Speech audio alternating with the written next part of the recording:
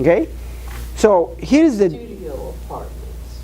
yeah, that's another one, for example. So now, if I go back and then build 240 of those requirements, it's going to cost the client, an arm and leg. So I have to go back and say, okay, we broke it down into these 4 different sections. Okay, and then tell us, so what you see now, this is the requirement.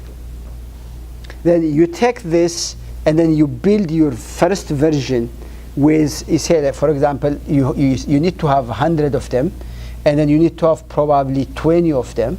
So you build your scope with 120 requirements. This is for your version 1.0, for the first one. Then you're going to come back and then do the next one as time permits. But for you to agree on a specific scope, you have to go back and forth and do the whole 9 yards. And who is doing that is your business analyst. Okay? Now, when I come back to the construction, it's pretty much the same thing. Okay? And for example, they may probably identify 240 different areas. One of them could be, let's have a swimming pool on the 5th floor. Okay? Then I can come back and then say, okay, do you really need to want on the 5th floor, or you need to have on the ground or on the basement? So you negotiate between the people, because remember, we are here to work, but we have to make sure that every single task is included before we agree. So this is what we first call is in your requirement gathering, or sometimes we call it requirement analysis. Okay, now you have your set of requirements. I have my 240 out of 240. I have 142 requirements. So we will start building the system using with 142. Is that 142 or 120? 120? Yes, with 120. Okay, so with 120 deliverables on that. So now I will go ahead and break this into a manageable chunk. Okay, that's also another task. But we kind of agree that this 120 requirement will be included on the first round of the construction. So when I am certain that these 120 documents are requirements are included, then the business analyst will give me that document, and I give it to Daniel. Okay, and I say, okay, Mr. Daniel, I want you to review this. Review and give me your thumbs up. Okay, and he said that, well, I'm not sure if we need this. I'm not sure why you didn't include this. So you're going to go back and forth and then do some revision. Then finally, when Daniel agreed that, okay, this is what I want, then we're going to sit down and then officially sign that this is the document and this is the package and this is the product you're going to deliver. So that's the scope. Now, when we say scope is not only defining what is, but also defining what is not, is you also explain that, Mr. Daniel, based on our discussion, we only include this. We're not include this. We're not because sometimes people think that, oh, I thought we gathered 240 requirements. Why didn't we have all of them? So, if in doubt, have everything in writing, and that is where it's going to really save your time.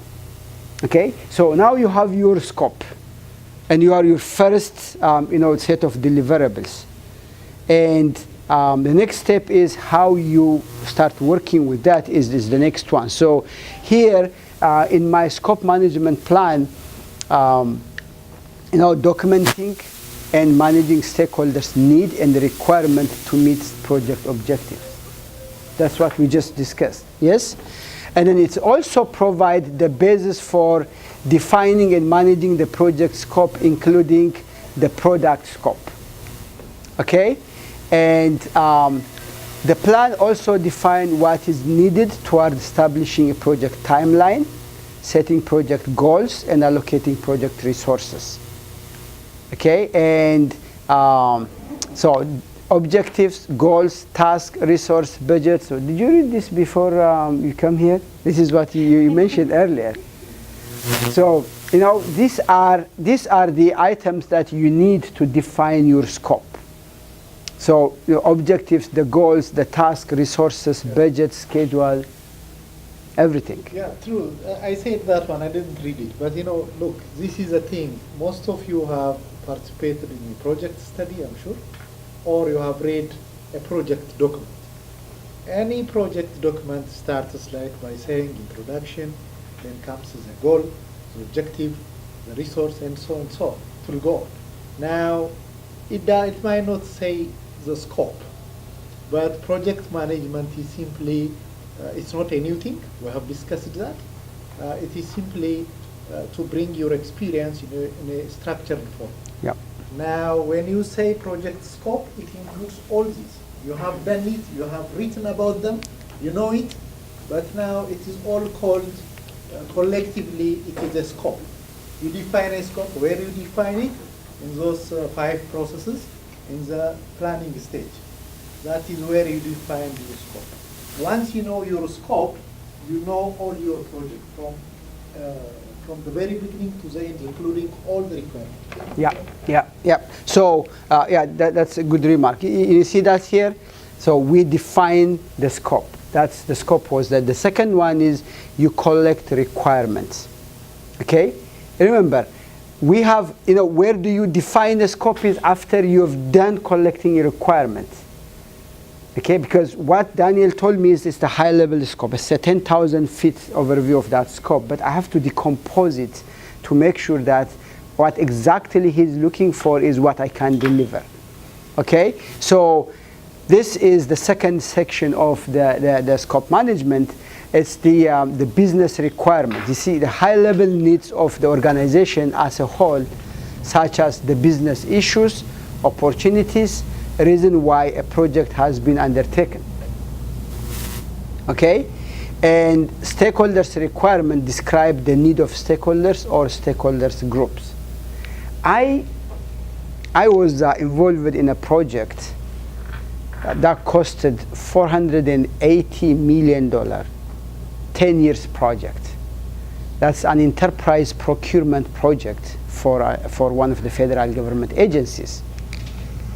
And it took us close 2.5 years to collect the scope, to collect the requirement. 2.5 years. Because the agency had 29 separate departments. And the department has actually 29 agencies. They are all over the United States.